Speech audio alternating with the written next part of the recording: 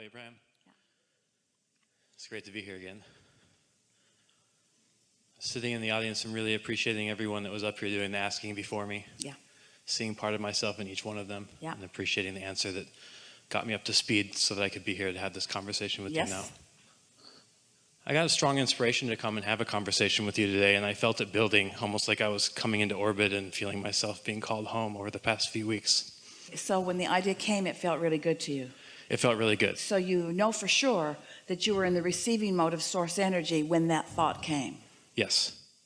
Esther's asking herself every day, several times a day, when an idea comes, where did it come from? Which receiving mode was I in? Was I on a high-flying disc when I received it or a low-flying disc when I received it?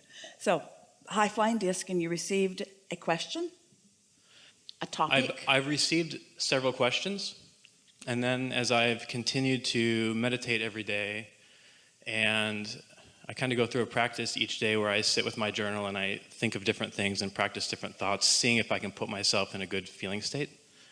And this week I just got one answer after another, bam, bam, bam. And I was like, well, damn it, I don't have a question for Abraham now. We want to offer you a suggestion, because when you meditate and quiet your mind, now you're in the receiving mode. And when those thoughts begin to download and you start receiving, that's a wonderful thing. And then if you feel so inclined, that's when you take your journal and you let the thoughts flesh out a little bit more. The sequence of meditation and then journaling is much more powerful than journaling on your way to meditation. So I'll typically meditate as one of the first things after I wake up in the morning. Yeah. And then I go sit at my favorite coffee shop and I'll get my journal out then and I'll kind of go through this exercise. One of the things that I have noticed is in my meditations, I've been meditating for over 10 years and I enjoy it and I feel really good, and I'm continuing to feel better and better through it. And I get to this really good feeling place. There's a new emphasis because meditation has been around forever, and there are teachers teaching that more than any other topic really in this realm of spirituality and so forth. But the thing that we're wanting you to understand now, and the leading edge conversation that we all are having about meditation, is that meditation is the means to the receiving mode. That's what it is. It's the means to the receiving mode. It's the means to the expanded you. It's the means to the whole of you. It's the direct route to your vortex. It's the direct route to letting your vortex open and begin funneling into your life experience. And there are a lot of different conversations about meditation, but this is what meditation is today. This is what we're wanting you to understand about it. It's the receiving mode of what's in the vortex. And it's my joyous path to witness the unfolding of these manifestations. Let's say there's 1,000 pieces to a manifestation of something.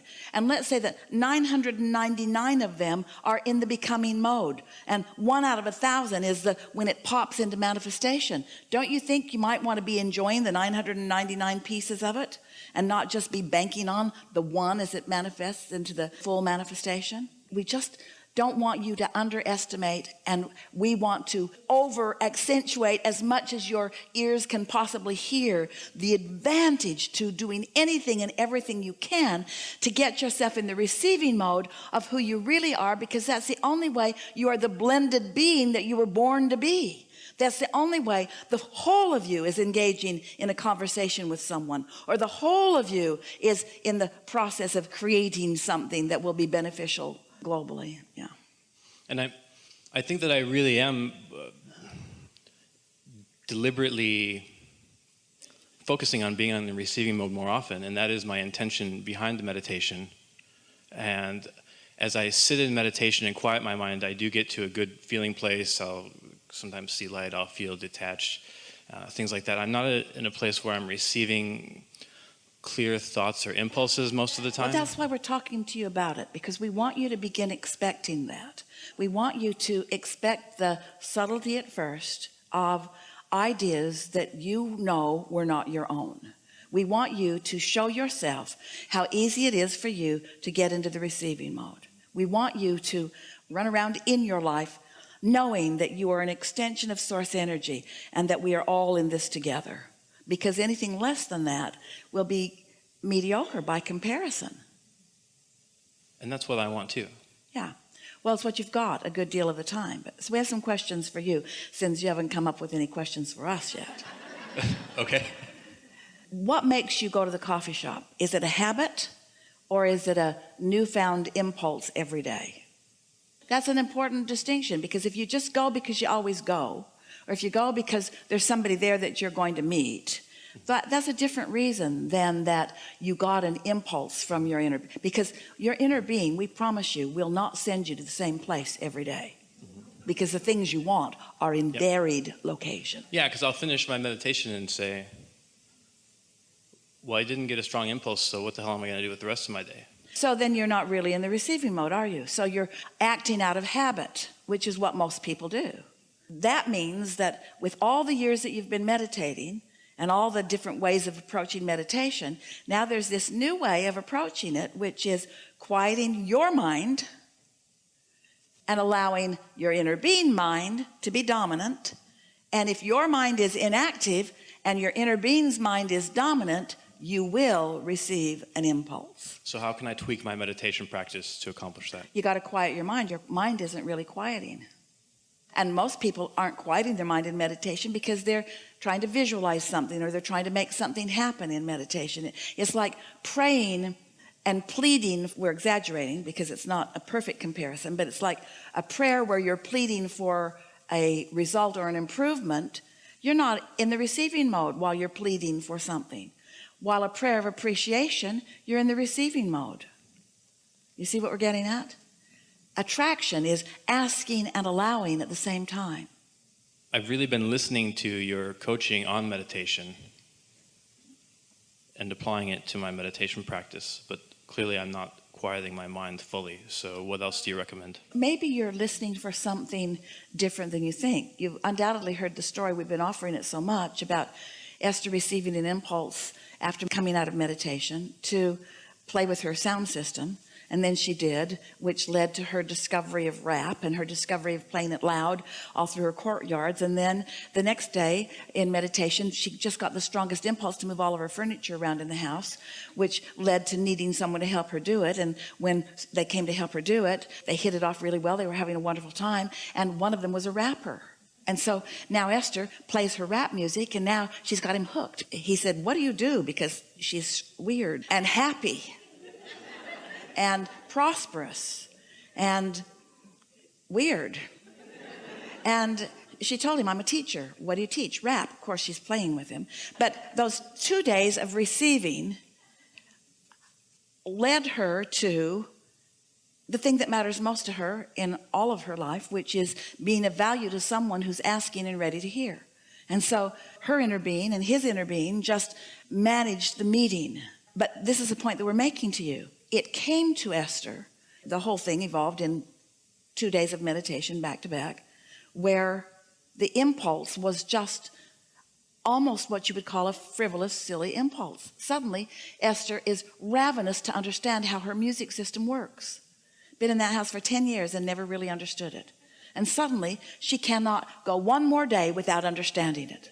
So she sat and with clarity made her way through it. Well, we were helping her because we knew how it worked.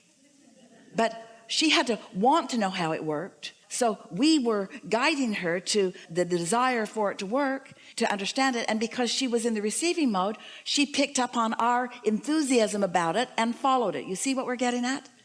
And then the next day, a whole 24 hours later, she's meditating again. And she comes out of meditation with this ravenous desire to move the furniture around in her house. Well, that doesn't even make any sense. That furniture was so carefully placed. Every piece was measured. Every piece was purchased. Every piece was delicately placed in relationship to every other place. There's no better way for that furniture to be in that house than how it was. But Esther suddenly wanted to move it all around. Why? Because we knew there was a mover who was a rapper, who was a student and a seeker, and that Esther is a teacher and a willing offerer, and we knew it would be really good for those two to get together. And this was the best way to get them together. He's a rapper, now Esther is too. He's a mover, Esther needs one. They bonded, they had such fun together. They were together for hours. First, they moved the furniture all around, and then they moved most of it right back where it had been. Oh, yeah, I guess it was right to begin with. But that's not the point. That's not the point. The point is they had fun in the moving stuff around, and that's what you all are doing, having fun in the moving stuff around, you see. And so the point that we're making with you, that we really want you to hear, that is the answer to the powerful question that you just asked us, is this receiving of information doesn't always sound like the secret scrolls. It doesn't always sound like the cure for some deadly disease. Sometimes it's just the fun of moving furniture around, because it's the path to something else. It's the path to something else. It's the path to something else. It's the path to something else, you see. And you want to be glad for all these paths, because if you just went from where you are right to where you want to be, you'd be done. That one's dead. He wanted, he received. That's done. It's not like that, is it? Because it's the feeling of life moving through you that it's all about. It's the hands in the clay. It's the you receiving the energy that creates worlds and flowing it through your consciousness, through your focus for your results. Not because you're worthy, but because you can't be other than worthy. Not because somebody is now defining you as a better person than you were a minute ago, but because you got everything lined up. You tuned into the frequency. You caught on to who you are. You fulfilled your life's purpose. You fulfilled your life's purpose. You fulfilled your life's purpose. You fulfilled your life's purpose by syncing up with who you are, because that's your life's purpose. You don't have something all figured out over here that you're on your way toward. Your life's purpose is joyful evolution. Joyful evolution. Your life's purpose is never-endedness. That's your life's purpose. Never to be done. Never-endedness. It's only humans that feel tired when we say that. Helpful? It's helpful. And knowing that and having heard that from past seminars, perhaps I'm not fully quieting my mind, because I'm not even I'm not receiving and aware that I'm receiving the impulses that are more mundane. Let us just ask you some questions. So when you sit, are you comfortable? Yes. Is it early in the day? Yes. And have you deliberately set this time aside so there's nothing nagging at you? Yes. And are you focusing on something? So just for a moment, just focus on that sound in the room. Can you hear it?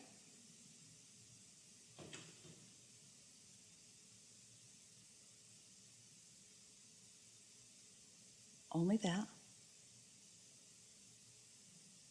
Slight detachment. Do you feel slight detachment?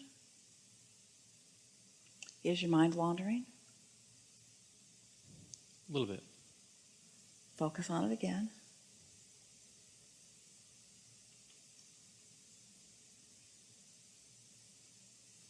Does your body feel a little different? We're really asking all of you. Some of you are.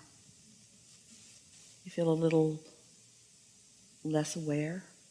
Harder for you. You're in the spotlight here, but feeling any impulse to move? Mm-hmm. You are? Mm-hmm. An impulse, not really a thought. Not a definable thought, just an impulse. Mm-hmm.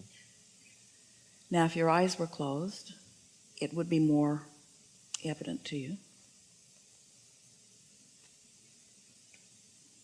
It's like a willingness to think no thoughts, a willingness to carve out time to do nothing, a worthiness to not need to be productive, a worthiness to just be, a worthiness to just allow Source to wrap around you, a worthiness to just be, a willingness to not need to be active, a willingness to not need to do anything, a willingness to just sit in the ethers, a willingness to just let Source wrap around you and through you.